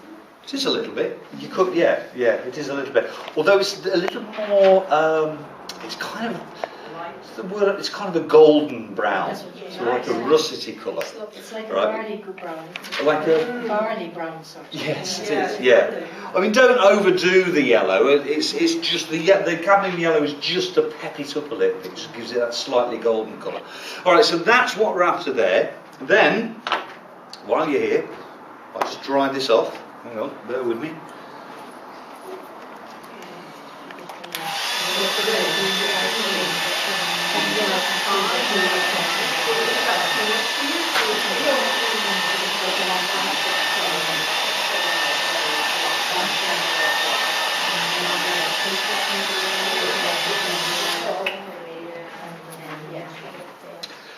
Then I can put their background hills in. What I'm going to do for that is I'm going to use this colour that I've used here. I'm going to start the opposite way round. Hang on. And the other colour, oh, I've got some there. The other colour is, remember the grey that I used in the clouds. All right. I'm going to, if I paint this in like so, oops. Oh, if you want to leave a little bit of snow on the peaks, by all means, I've just forgotten to do that. I was going to do that. There we go. So that's that, the same colour as that. And then take that grey that we use in the clouds and work that into there. Alright. Now that's a bit straight, but I'm just going to slightly reshape that. Just need to work it in a little bit. I mean, that's, I don't know, a little bit like that. And in fact, I'll continue on over this side. I want it to, that range of mountains just to reappear on this side. And just at the very top of that mountain, I think we'll just With some snow. No, I was going to have it disappear into the cloud with a damp brush. Remember the damp brush? Just soften it off like that. Okay. So I don't want it to look like a volcano. There we go. It's Mount Fuji in honor of Rosa. I always remember great, there's a magazine called The Great Outdoors for walkers and hikers and stuff like that. I always remember a great April Fool joke they put in that Ben Nevis was an extinct volcano and was about to erupt. It was great. Anyway, so look, so that's what we're after. Now, there's just another couple of other things I'm going to do to this. I have dried this off, so you can do this all in one bash. So remember, light green to that sort of golden brown, dry it off. Do the reason for this, it's very important that we create, you know, remember we talked a lot about this yesterday, and I'm going to be talking about this later, about the importance of tone, and if we can squeeze a tonal study in, we will do, but working, you know, lights against dark and looking for lights against darks, very important. Those contrasts are very important to make a painting work. So it's very important. So I've darkened that there deliberately. It's engineered to make that, to maximise on the contrast there, so we could see the dark against the light. And there again. And is your sun coming from the right hand side? I don't know. So you wouldn't have deliberately left it that way, so that the sun is hitting at one side of the thing. Sorry. I hadn't thought about that. Do you know what? I'm really bad for that. Right, I'll do a whole painting and not even think about where the sun's coming from. Well, that's good to hear. No, that's fine. Like that as well. Yeah. I mean, you can be, yeah. I mean, there are clouds scudding all over the place here. We can have lights and darks all over the hills, wherever we want to put them. Yeah, I don't know. The sun's up there somewhere. It's obscured behind the clouds. Maybe. Do you know what? I might put the sun's rays in this painting after all. With Woolley's wonder brush. Yes. All right. There's just a couple of things we need to do to this before we can get to that. All right. And one of them is, if I can find a brush, I'm going to go, if you look, right, it doesn't really, it kind of just shows up on the picture, say the print isn't brilliant, but if I take the same colour again, I'm just going to add a little bit extra, the burnt umber, a little bit extra burnt umber, tiny bit of French ultramarine to it, just to darken it. Oh, that was too much. Alright, I'm going to have to warm it up now. I'm going to add a bit of cadmium red to it. Hope you're noting all this down. I have no idea what I'm putting in there.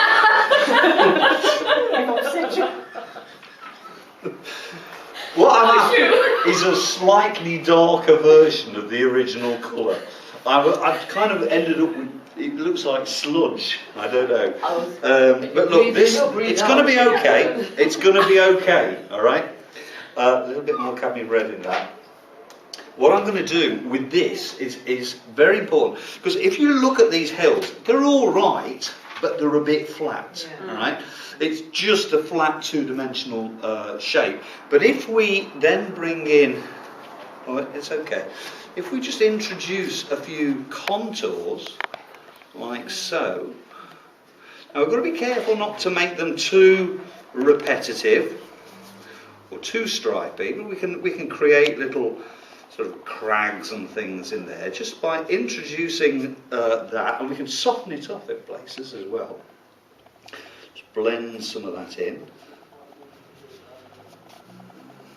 What we can do is start to give those hills just a hint of, that's it, it sort of makes them a little bit more visually interesting if nothing else, but it sort of allows us to suggest, there we go, undulations and contours. It's contours. Let's have another one there. Actually, over this side, I'm going to go to the green. All I'm going to do is add, I'm going to darken it slightly by adding a bit of ultramarine to it. There we go. And do the same over this side. Just apply a few. I mean, if you think contours on a map, all right, that's all you need to think about. Try not to make it too stripy. That's how that's looking. Work that into there a little bit as well. It makes a big difference, doesn't it? All right, just gives it a little bit more shape. It explains those contours. Explain the three-dimensional shape of the hills. If I was to do that now, it would look like stripes. How would you stop it looking like stripes? Well, that is the thing to do is, crikey, you've got to vary your brush marks. All right. The way it's going to look like stripes is if you put a line in and then you repeat the same line and then you repeat the same line again, and you think you're doing okay until you stand back at it and then suddenly it's wearing pajamas. Was that a phone? There was a man outside. Oh. It was a phone. It was a phone. But that is something you've got to try and avoid. And it's something we do naturally. We don't mean to do it, but when we're trying to be random,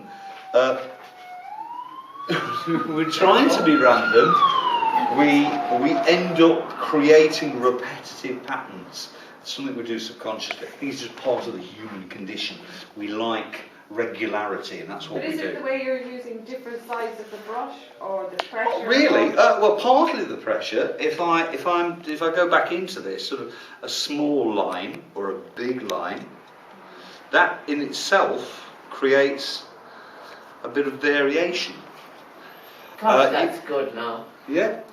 You've got to be careful, and I'm just going to soften that off a little bit there. That's the only thing you've got to be careful of. Don't make it too stripy.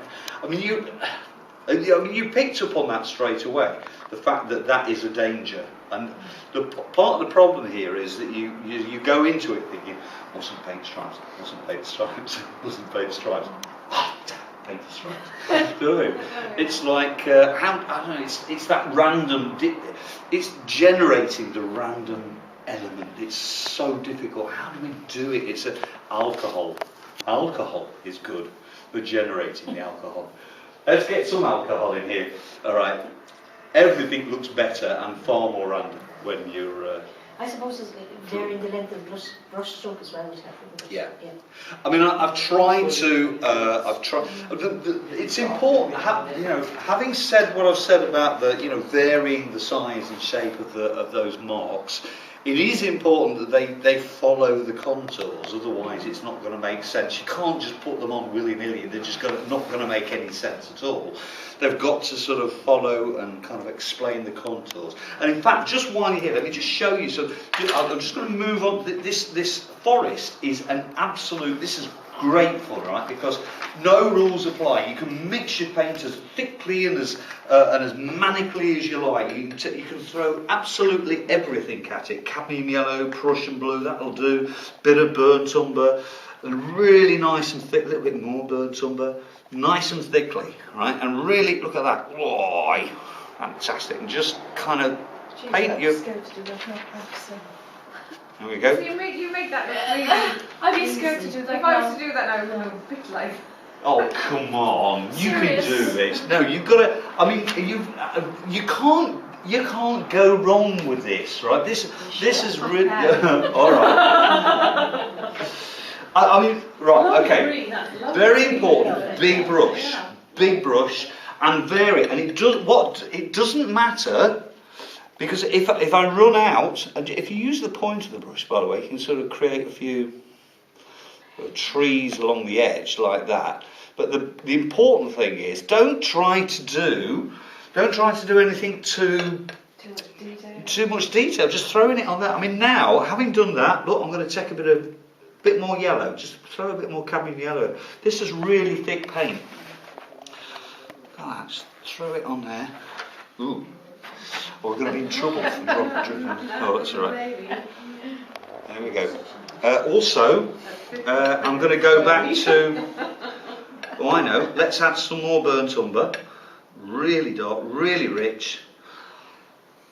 No, even darker than that. That's not dark enough. Loads of. That's better. And some French ultramarine. Let's throw everything at it. French ultramarine, burnt umber. The thing is. There we go. Oh, look how dark that is. And we can just a few dobs in there. But when we get down to here, this is where it doesn't matter about our rocks or sheep. If we're going to turn them into sheep, maybe sheep. We could maybe have a sheep shape there. And these can be rocks. See, obviously you don't. Hard edges just don't come into Oh play. no! On here, no hard edge. Well, it doesn't. Even that doesn't matter because any little random occurrences, anything that happens randomly within here is just going to look fine. Okay. The most important thing down here, look, is when we get to this foreground, is we can reshape some of these rocks or sheep, and. So this is why it didn't matter. It really doesn't matter how, what sort of a job you made of those sheep. Let's have some sheep. A couple of sheep there. Let's have a sheep. A couple of sheep there. They're going to be sheep. They're sheep. Or staff. Yeah. The back end. Trust me. That's a kind of a sheep shape. A horseshoe shape. If you go for a horseshoe shape for starters, there we go, and then maybe a couple of rocks there. The most important thing about this, actually, I don't know whether it's going to be sheep or I don't know. It's like a llama. It's like It looks like a yak. A goat. a yak. Or a camel that's lost its way. No. It could be a camel. Yeah. No, it's fine. Actually, do you know what? I'm going to take that right down. Oh no! Oh, did you like that? No. It's gone there. Rocks. No. We're going to go down the rocks now. These are rocks. These are going to be rocks.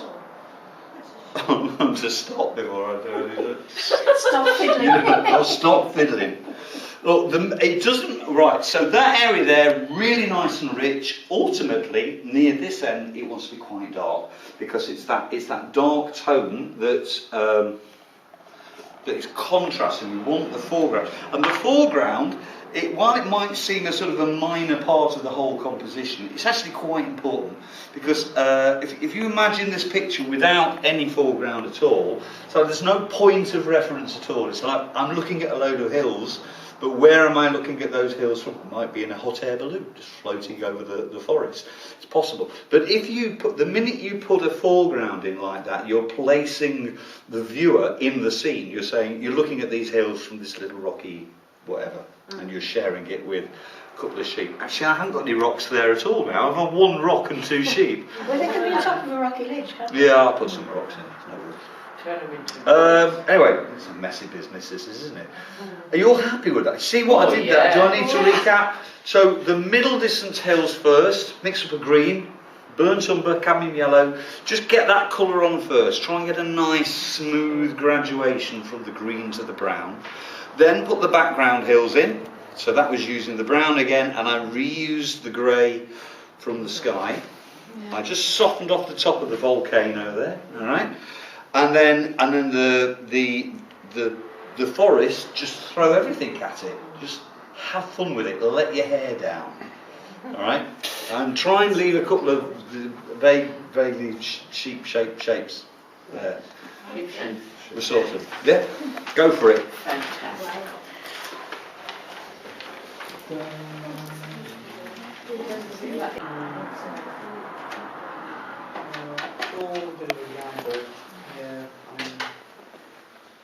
Maybe reshape that slightly. You could scrub that out a little bit. Just take some of the edges. You just scrub that out.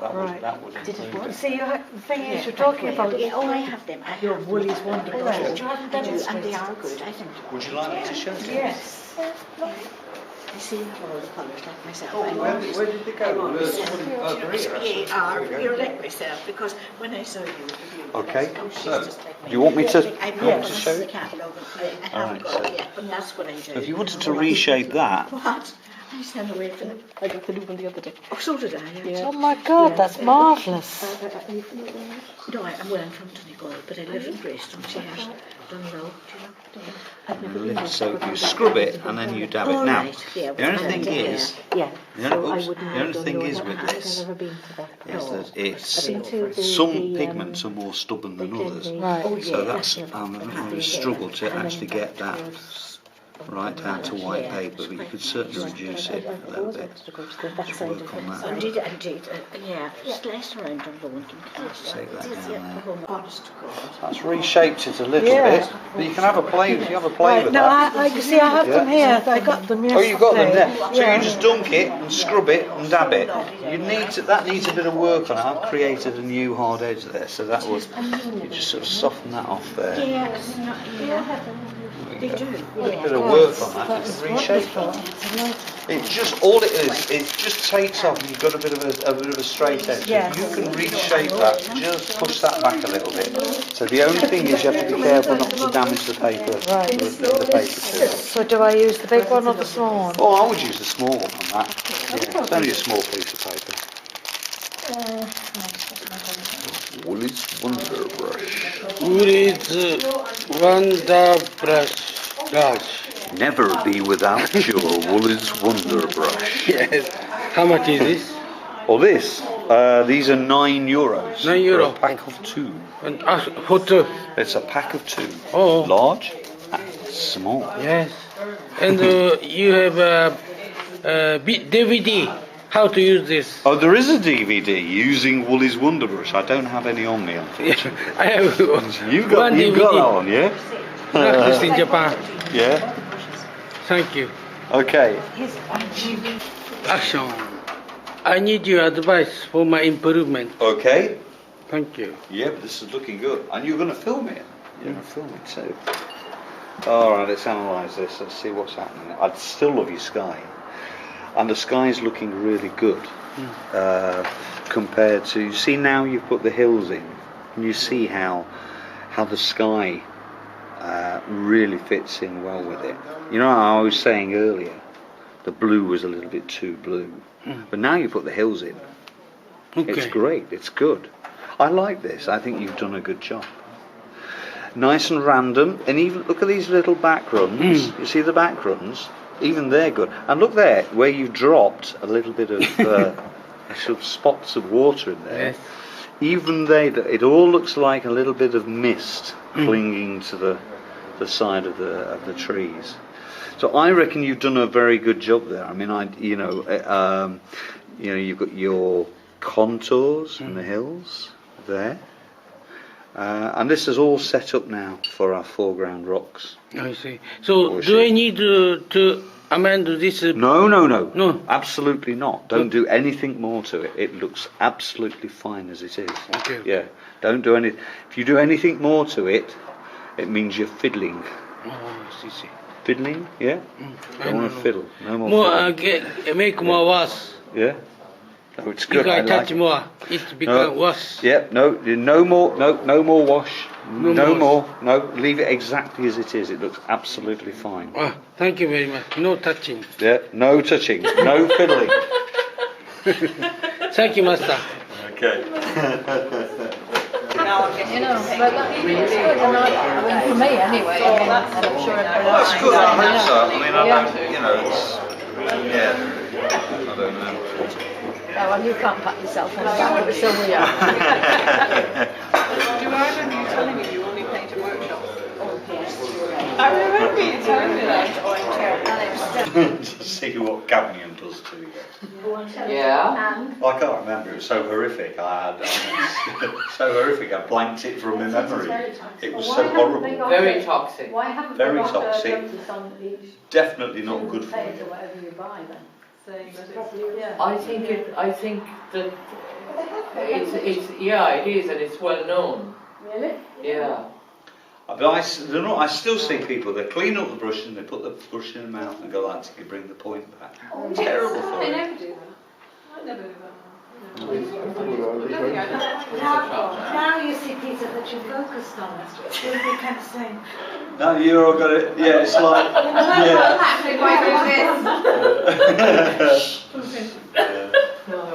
Yeah, you're all going to be tempted. yeah. You'll be looking around now. Somebody we don't like. We're like, what is he? Oh, it's looking a bit yellow. Look at lemon in your. Are we on here? There's one more lady. This is somewhere. Oh, she's reading the paper behind the... She's reading the paper! I called her. She found herself another. She's just downstairs reading the paper. It's up, alright? Because I've got far more exciting things for us to be having a go at.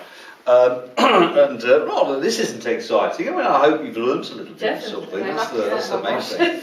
But just a couple of things I want to do to sort of wrap this up, really. One is the sheep. I'm not sure this was a good idea in retrospect. It might have been easy just to leave it as rocks. But I have a sheep and a llama or something there. No, I tell you, it really is getting to look more and more like a sheep, even as I gaze upon it. Oh, that's all right. It looks like a very ill sheep, actually. It looks like it's... No, it hasn't had its haircut yet, so it was all thinking that's what it is. Looks like it's on its last legs. Yeah. Well, anyway, so sheep. I'm going to do a couple. I'll turn them into sheep. Actually, relatively simply, I have to say. And rocks. I only appear to have a couple of rocks here. Just rocks or a doddle. Okay.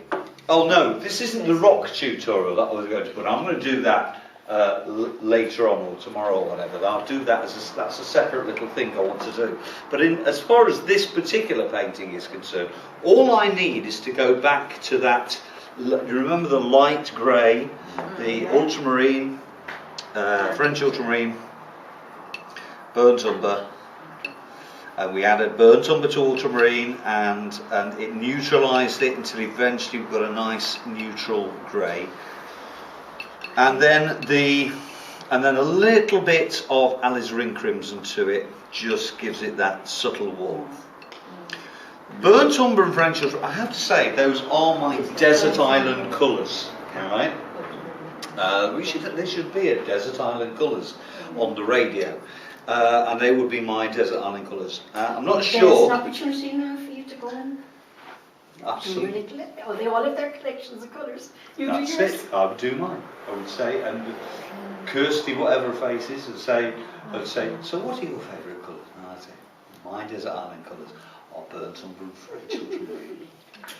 I'm not sure with all the swaying palm trees and the sand dunes how useful they'd be, but I would be happy having them with me. Fact is, when it comes down to dark tones, the really darkest tones in the painting, I will use burnt umber and French ultramarine. I mean, I'm using them here to create a grey. So natural. We used it in the sky. Remember, we used those natural greys. And my secret weapon is the alizarin crimson. So the little bit of alizarin crimson just warms it up, just gives it that very subtle warmth. Okay, and also as I say, so when it comes to the really darkest tones, almost without fail, if I'm applying really dark tones to a scene, it's made up of burnt umber and French ultramarine, perhaps a little bit of alizarin crimson dropped in there. Okay, so I'm just going to deal with this rock. There's one rock there. I'm going to have more than one rock, but I think this. Oh, that's a bit heavier than I expected it to be. And a little bit more crimson, just a tiny bit, just to warm it up. All I need to do here, really, is let's have a couple of rocks down here. That could be a rock there, like so, right? A few little rocks. The most important thing here is to make sure that you leave a highlight along its top edge, and that way we keep that contrast with the dark background. The whole point of this dark background is to create a contrast. So if we then put some really dark tones in the front here, we kind of spoil the effect really by we just got dark tone against dark tone. Now, so that's for the rocks. That's all I'm going to do. And what I need to do between the rocks is put a little bit of the green. So I just need to quickly dry this off.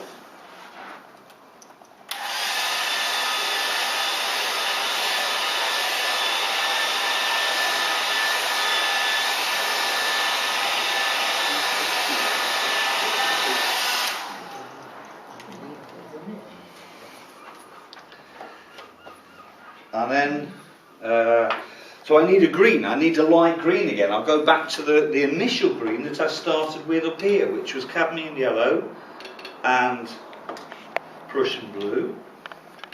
Oops, that's a little bit heavy. Cadmium yellow, that'll do. Just a nice light green, just to place between, let's pick this up, it's going to be a whole lot easier. Just to sort of put a few blades of grass in between there, soften that off a little bit.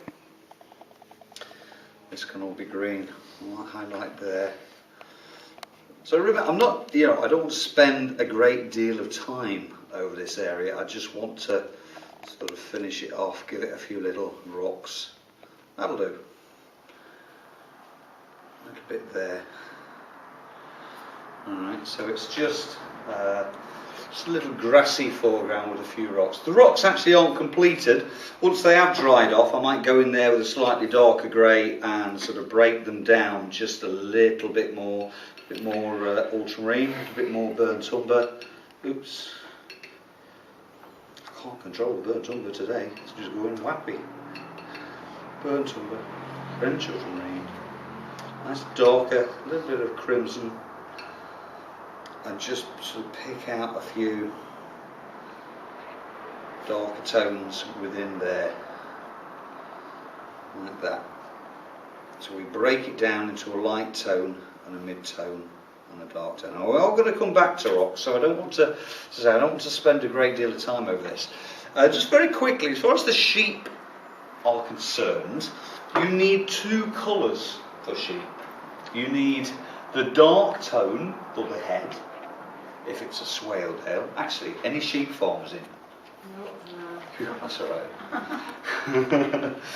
People who know the sheep always make me nervous, because they'll say, so what sort of sheep is that then?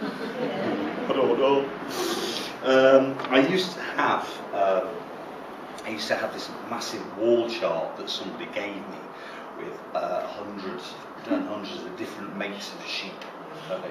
And I had it on my wall. Something was so weird that you just wouldn't, you'd never paint them because nobody's going to believe me that even looks right. So this is kind of if I'm asked, I always say it's a Swaledale. Okay. So you need two colours: the dark tone for the head. It's got a dark head, and a mucky sheep colour for its body. All right. Which is just burnt umber. It's actually the same colour that I used up here on the hillside, which is burnt umber and a little bit of cadmium yellow. Remember that colour? And what I'm going to do here, if this is going to, hopefully this is going to work. Oh, where are we? So I've got my dark tones. So I'll mix up some burnt umber and French ultramarine. A really good dark tone. Oh, lovely. And now, I should have thought about that before I mix that. I need to create a mucky sheep colour, which is burnt umber and cadmium yellow. So there's my burnt umber, a little bit of cadmium yellow. Again, you could pretty much almost swap that for raw sienna, and it would just about do the same job. And what I'm going to do here, so I've got my really dark tone, and I paint the head first. Now, the reason I was slightly edgy about this was that having put the really dark tone in the background, if I put a dark tone on that sheep's head, you're not going to be able to see it anyway. So I've got to try and do something. For starters, I think I'll deal with this sheep here. In fact, I'll have it sort of walking towards us. Let's do a sheep. Let's do a sheep's head. Like so. Not a brilliant sheep's head. There we go. Oh, he's looking a bit sad. Hang on. Oh, he's looking very sad. Oh, just a minute. No, hang on. Scrub that. Sorry, can we take two again? I've changed my mind. Okay, this is what we do with the Woolley's Wonder Brush. Okay. Demo about the Woolley's Wonder. All right. Demonstration of Woolley's Wonder Brush. Yes. Okay. Take 14. All right. We take two. It's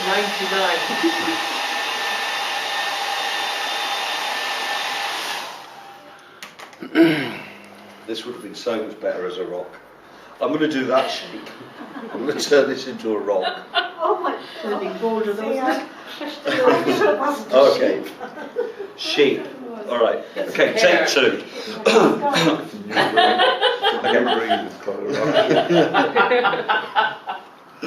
Sheep. All right. Woolly rock. So here's a head look. I'm going to put it. I'm going to paint in the dark tone. This isn't ideal at all. I'm really wishing I hadn't done this. I should save the sheep for later. And then you take the mucky sheep colour and you paint up to it, so it bleeds into there and creates this sort of graduation. Now, I don't know if you can see that, if that's making any sense at all. Same with the legs. We kind of can't see the legs. This wasn't a good idea at all, and I'm regretting it. It's not too bad. It's not so bad, but you can just about make that out. It looks great. Yeah? Yeah, it looks fine from here.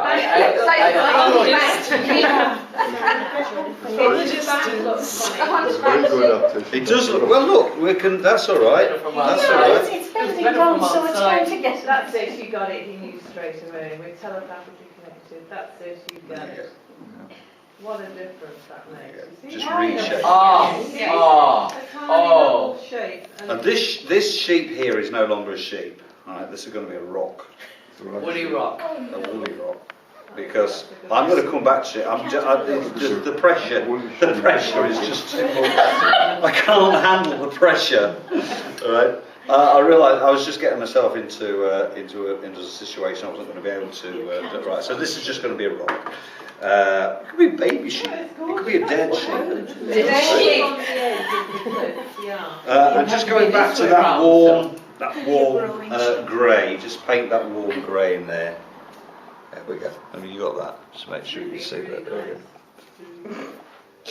And there we go. nice sort of rock kind of shape. All right, a lone sheep on the hilltop. All right. It's actually very nice. The others are behind. There's one behind the rock. Yeah. There's one behind the rock. Well, it hasn't arrived I can yet. just Oh yeah, see it's one of the it's ears sticking thinking out about from the rock. it. They do say that if you're going to do sheep, you should have an odd number. One is an odd number. All right. Okay. There's one other thing I want to show you. You can have a go at this, right? Obviously, I don't want us to spend a great deal of time on this. I just want to kind of tile the loose ends up. What I want to do, I'm going to put some sun's rays in here. All right. Oh, wow. With the Willy Wonder Rush.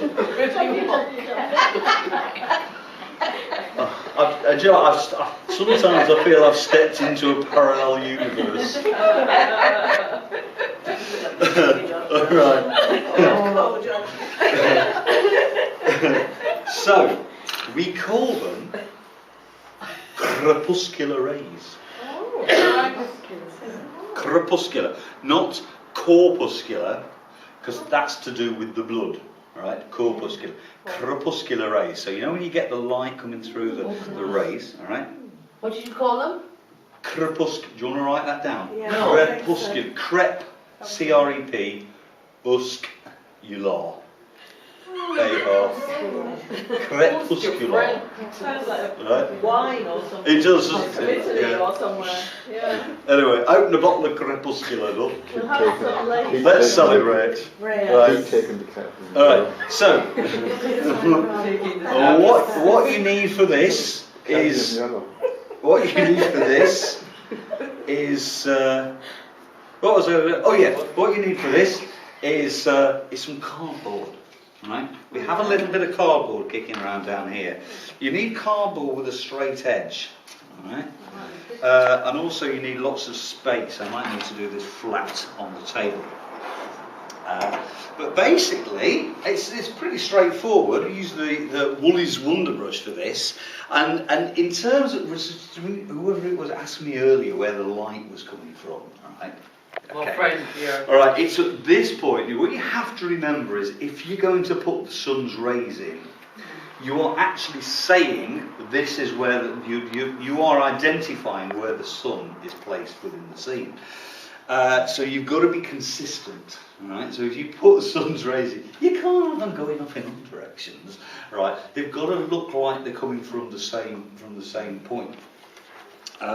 The other thing about this is that to do it right, to really do it justice, what you have to remember is that I'm going to scrub this out, but you have to be careful. You only need to scrub out a little bit. The idea is with this is that we can just lighten it, not necessarily take it down to the white of the paper. If we do that, it's going to look far too strong. It's going to look like a laser beam or something. And so if you get lights going off in all directions, it's just going to look like an alien mothership coming into land. All right. So we're going to try and be careful with this and deal with it. So I'm going to do this flat because you need half a dozen pairs of hands to do this anyway. But if I'll do this. Let's put some sun's rays in there, for instance. Let's just put one in. So I will You need position. someone to hold that. No. I'm determined to do this all by myself. Right. Okay. But to put in the cardboard, to create a little cardboard mask, and all we need for that then, you need Woolley's Wonder Brush or similar. Oh, and clean water preferably. Nearly missed. This is the magic trick now. Yep. A magic trick. Conjuring. And something to dab it with. So let's sort of go for this. I could have done a slightly bigger piece of cardboard. This will do for starters. So actually, would somebody like to just put the fingers on, just hold that in place? That would be great. Thank you. Dunk it, scrub it, dab it. Hello. We're not in. And just lightly scrub that. Doesn't need to be. Doesn't need to be too heavy. Just say if you scrub it off too heavy, it's too much. Right, let's see how that looks. Okay, just take that away. Oh my God. That's amazing. Oh wow. Okay. So Oh, if we wow. put another one, let's have one. Let's do one. Actually, did I not go up into the blue? No. No. That was a bit remiss of me. Hang on. There we go. Let's just try and make a decent job of it. There we go. The blue actually will be a little Very neat trick, isn't it? So Peter, would you work across rather than downwards? Well, it doesn't really matter. It doesn't. Honestly, it doesn't matter. I'm working across there because it sort of it seems like the correct. So if we place that there and do that, just add a further one.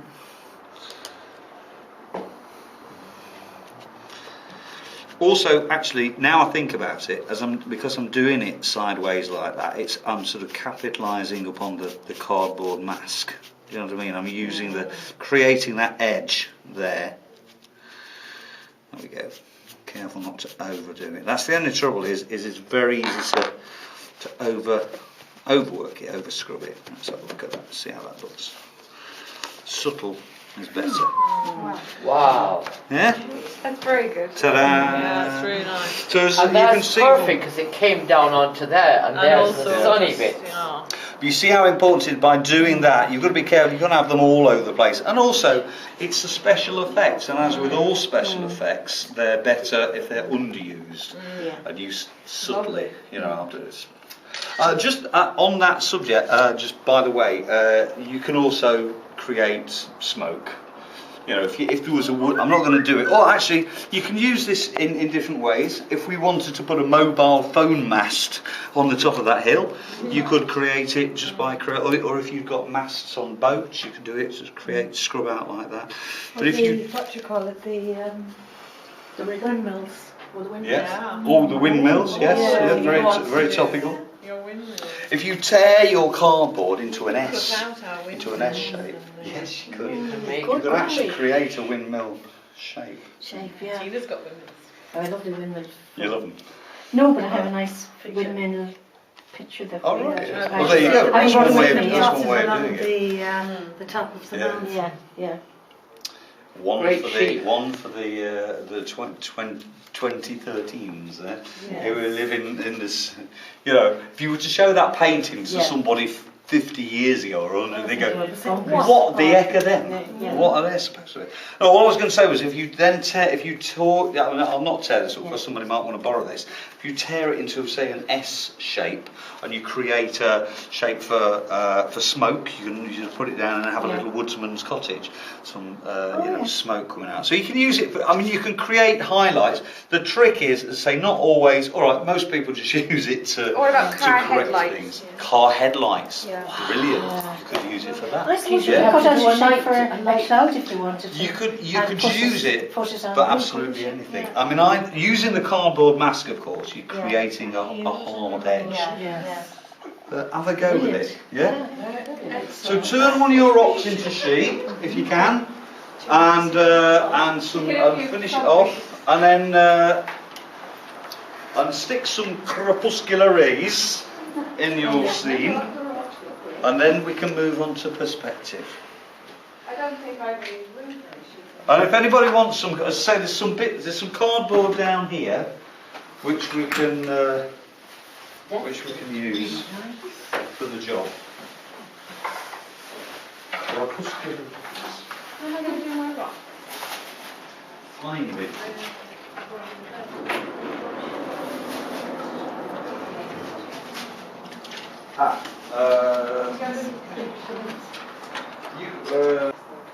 You can draw in so. Okay, alright, these are your options. I think first, what you need to mix up a dot and just draw yourself some. Action. No, My sheep looks big. Too fat. bit like a pig. How do you write? How do you draw about ear? His ear. Can you check? Oh, I can't do that. What? Just here? Well, his ear would come out over there somewhere, like that. That would be his head there. But that sort of needs, see that sort of needs reshaping there. If you take that green into there, he'll have a neck. Yeah? You see that? See that green there? Extend it into there. And then that's a better shape. He won't look quite so fat then. Negative shaping. A bit of reshaping. Thank you. You're right, what have you done? I didn't have the right thing. Uh-oh. Any good tips? Any good tips? I think too much water, and this brush too small. I did not bring big one this time. Around here? Well, that's okay. That's all right. Do you know what I would like to see? It's just a thought. I would put another one in there, like that, and have it come over there or whatever. So that it's like everything else, then usually so that it's all coming from there a little bit. Yeah. Another? One more. I would put another one in. Okay. Yeah. How about look? Well, this is fine. It's good good foreground. Okay. Good sheep. Thank He's you. better now. I like that more. He's got some neck. He's got a bit of neck. Oh, He didn't have neck before. He's like me. thank you. I try. Neck